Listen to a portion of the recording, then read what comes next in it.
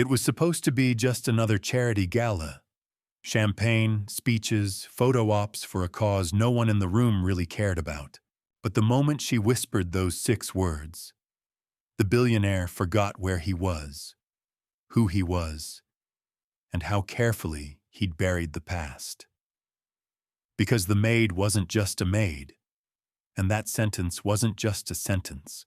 The wine in Garrett Wells's hand was a 1996 Chateau Margaux, smooth, arrogant, and overpriced, just like him.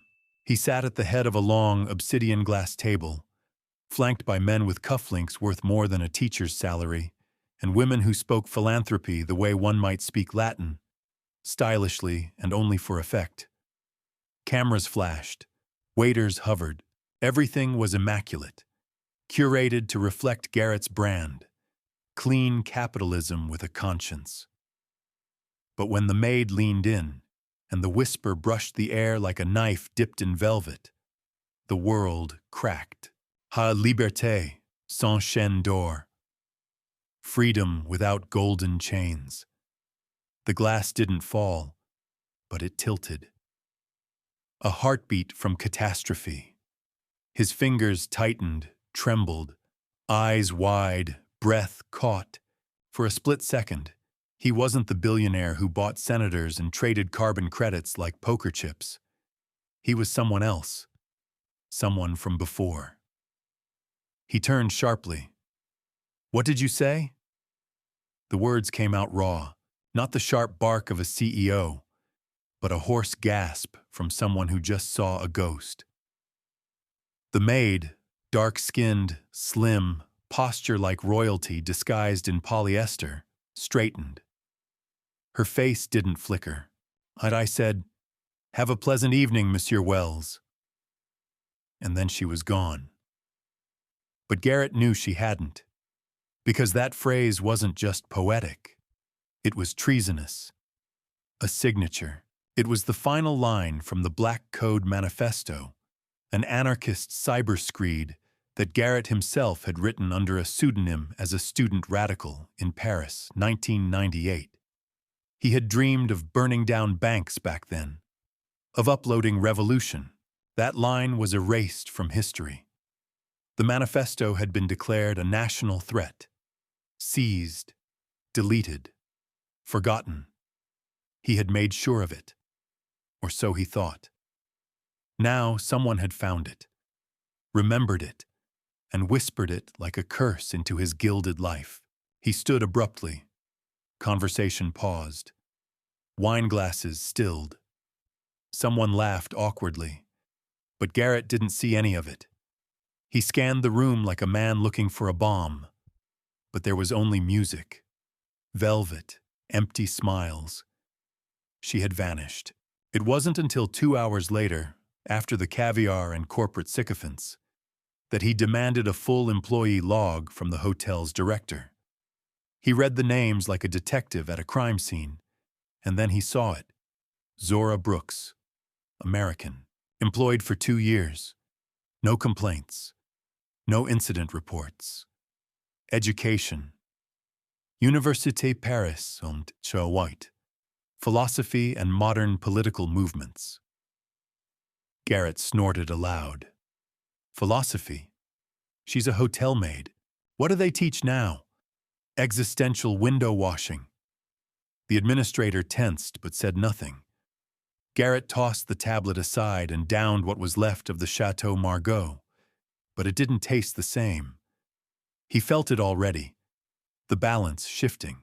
The next morning, too early for anyone respectable, he saw her again, walking through the marble lobby with a cart and mop like it was a royal chariot. He approached. "So," he said, "do you always quote revolutionary literature while scrubbing dinner crumbs off silverware? Or do you save the philosophy for those who tip well?" Zora stopped. She met his eyes, unafraid. "You don't have to insult me, Mr. Wells," she said, voice steady, not soft. "Not because I'm black, not because I wear a uniform, and not because I dared remind you of who you used to be. His jaw tensed. "Excuse me?" She didn't flinch. "Men like you don't like ghosts, especially the ones you buried under money and metal towers." There was no anger in her voice, no heat, just clarity, the kind that cuts deeper than rage. She walked past him. Her scent lingered longer than her footsteps. Garrett stood still, surrounded by chandeliers and polished marble, suddenly feeling very small in a world he'd built to feel powerful. He didn't know what shook him more, the fact that she knew his past, or that she wasn't asking for anything. Not money, not fame, just truth. And that, he realized, was the most dangerous thing of all. He thought he'd left it all behind. Paris, protest, purpose. But when the past shows up wearing a maid's apron and quoting your most dangerous secrets, you don't just walk away. You follow. Even if what you find is everything you tried to forget. The sun hadn't yet risen over Manhattan, but Garrett Wells was already fully dressed. Gray tailored slacks, no tie, top button open, sleeves rolled up just enough to feign effortlessness. But nothing about this morning felt effortless. He stood by the 20th floor window of the luxury hotel, watching the skyline fade from bruised purple to indifferent gray. In his hand, a printed report. Crisp, clinical. The hotel's entire housekeeping staff. Each name just a line, a title, a box checked. Except one. Zora Brooks. He said it out loud, testing the name like a riddle on his tongue. Her personnel file was unremarkable. No flags, no notes, just details that didn't add up. A Georgetown-level mind-polishing champagne flutes, a degree in French political philosophy cleaning around the ankles of billionaires. Either the world was broken, or she'd chosen invisibility. He wasn't sure which unnerved him more. Downstairs, the lobby buzzed with early checkouts and espresso orders. Garrett descended without ceremony, no entourage, no assistant. Just him, and a question that wouldn't shut up. He spotted her near the elevators, pushing a linen cart, dressed like every other housekeeper in the hotel. But she didn't move like them. There was something precise about her. Every step measured, every motion poised, like a soldier hiding in civilian clothes. She turned, and their eyes met. This time he didn't smirk, didn't try to corner her with sarcasm or superiority. "You speak French fluently," he said, bypassing greeting, rank, even decency. She didn't stop folding towels. "Yes."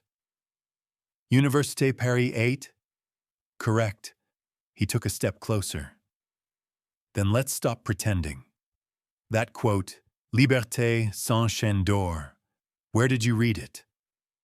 Zora looked up, face unreadable. "Does it matter?" "It's not public. It was never published. Not officially." "I know," she said simply. He waited. Nothing else came. The silence dragged, thick like fog. Finally, he snapped, "Are you blackmailing me?" She straightened slowly, wiping her hands on the edge of her apron. "Do I look like someone who wants to own you?" That stopped him. "No," she continued. "I don't want your money, or a promotion, or some fake apology over Eggs Benedict. You asked a question. I answered. I know your words because they mattered once. To me. To you?" He almost laughed. "You weren't even there. That manifesto was written in 1998, Sorbonne, under the pseudonym Nocturne," she interrupted calmly. "You started with student protests, then digital sabotage. You crashed the European Business Conference website in under 6 minutes. I know because I studied it, as history." Garrett's jaw clenched. He remembered that night. The exhilaration, the fear, the fire. You read it as academic theory? He asked, voice flat. I read it as a warning, she replied. They stood there, two strangers with a shared ghost between them. He finally said, So what do you want? Zora looked tired, not physically, spiritually. I want you to realize that the people polishing your glass towers remember what they're made of. He blinked. That's it? She shrugged. Sometimes a mirror is enough. Back in his penthouse suite, Garrett poured himself another glass of wine. Morning be damned.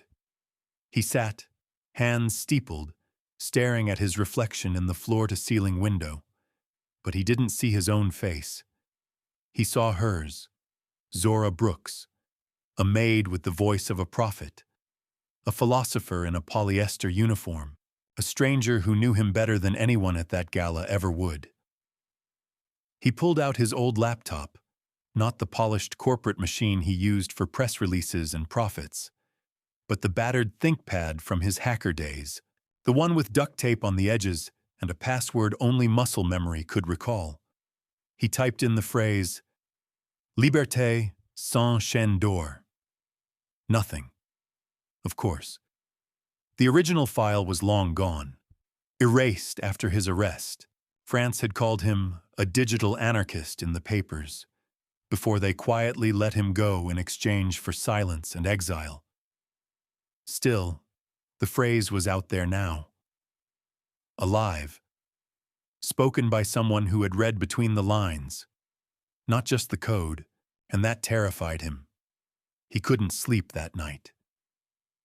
Instead, he wandered. Not to the bar, not to the gym, to the service corridor. The guts of the hotel, industrial lights, chemical smells, echoing footsteps.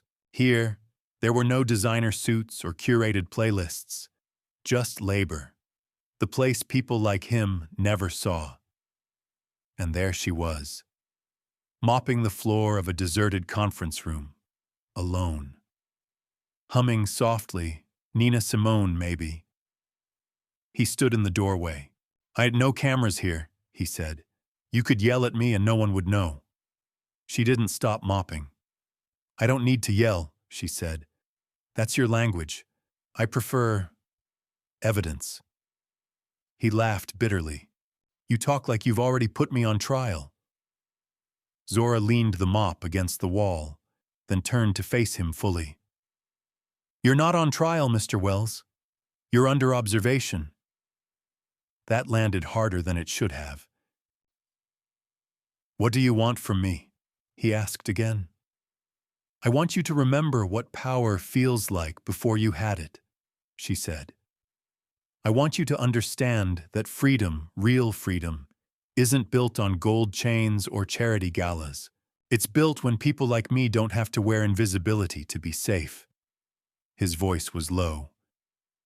You think I can undo all this? She smiled, not kindly.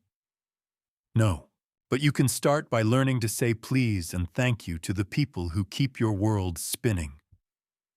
He looked away, hands in his pockets, suddenly aware of how hollow his empire felt. You think I forgot who I was, he said. Zora shook her head. No, I think you remembered. That's why you're here. That's why you're afraid. Later, he would sit in his suite, staring at the glowing skyline, unable to shake her words, under observation. She hadn't threatened him, hadn't asked for anything, but she'd made him see, not just her, but himself. The version of Garrett Wells that had believed in something other than margin reports and media optics. And that, he realized, was the most dangerous thing she could have done. He had faced corporate raids, media takedowns, even government threats, but none of them had made him feel this vulnerable. Because the woman with the mop wasn't interested in destroying his empire, only in reminding him he'd already done it himself. By dawn, the skyline bled copper against the glass towers Garrett Wells had once dreamed of owning. Now he felt like one of them, tall, hollow, and glass-bottomed. He hadn't slept. Every time he closed his eyes, he saw her. Not as a maid, not even as a philosopher, as a mirror. The words she'd spoken still echoed. We built your palaces. All we ask is please and thank you. He'd built his empire with elegant cruelty, all optimization, no conscience. But Zora's presence in his life wasn't a threat in the traditional sense. No blackmail, no scandal. Just a seed, a reminder, and that was more dangerous than anything he could spin to PR. By 7 a.m., he was in the service wing again, jacket off, face bare. No cameras, no witnesses. He found her where he knew she'd be, scrubbing the tiled wall behind the convention center. Earbuds in, shoulders square like she wasn't cleaning, but commanding. He waited until she noticed him. You came without your guards, she said without turning. I left them in the boardroom, he replied. They're allergic to truth. She pulled out one earbud, not smiling. You're not here to fire me? If I wanted to, I would have done it from the penthouse. She stood, wiping her hands, not with submission but ceremony. Then what do you want, Mr. Wells? He swallowed, then finally spoke the words he hadn't said aloud in 15 years. I want to know who I used to be. Zora tilted her head, surprised. You already know. I knew the story, he corrected. But I forgot the why. She watched him carefully, arms crossed. You were angry, brilliant, reckless. You believed the world could be broken apart and rebuilt. You wrote about justice like it was code. And now? Zora leaned against the tiled wall. Now you own the code, and the courtrooms, and the judges, and you make them all sing in your key. He exhaled. I need a reckoning. That made her blink, not because he said it, but because she believed him. You're asking me to become your conscience? She said. He shook his head. No, I'm asking you to remind me what a conscience sounds like. They sat on crates in the back of the service corridor, a billionaire and a janitor, sharing silence that felt more honest than anything either had known in years. You wrote that money was a form of digital slavery, she said. That once the poor began encrypting their own worth, the banks would collapse. Garrett nodded slowly. And I believed the system had to burn. And now you are the system. That's the part I don't know how to live with. Zora studied him. Not with awe, not even empathy, just discernment. You can't go back, Mr. Wells, she said softly. No, but you can disobey forward. He looked up. You can't erase the gold chains, she continued, but you can choose to stop tightening them around other people's necks. He didn't speak, just stared at her. This woman who had nothing, yet somehow owned the one thing he'd lost. Conviction. Later that morning, he called off his meetings. His assistant nearly fainted. Instead, he walked into the staff cafeteria, a space most executives didn't even know existed, and asked for a seat. One by one, the employees looked up. Forks paused mid-air. Conversations stopped. Zora appeared in the doorway, unsure if she should intervene. He didn't say anything grand. No speeches, no big gestures. He just sat. A man who owned half the skyline, sitting in silence among the people who cleaned it. By evening, word had spread through the hotel. Zora returned to her locker to find an envelope taped to it. Inside, a folded printout. Transfer approved. Language Liaison, International Relations Department. Reporting to Executive Floor, weekdays only. Note, no uniform required. Beneath it, a handwritten note. The revolution doesn't always begin with fire. Sometimes, it begins with listening. GW. Zora stared at it for a long time. She didn't cry, she didn't smile, but something cracked quietly open inside her. Not gratitude, respect. Upstairs, Garrett stood by the window again. The same city, same towers, but it no longer felt like his reflection. Because this time, he didn't see his empire. He saw its foundation, hands like Zora's, unseen for too long. He picked up his phone and deleted 3 calendar meetings. Then he drafted a memo. Effective immediately.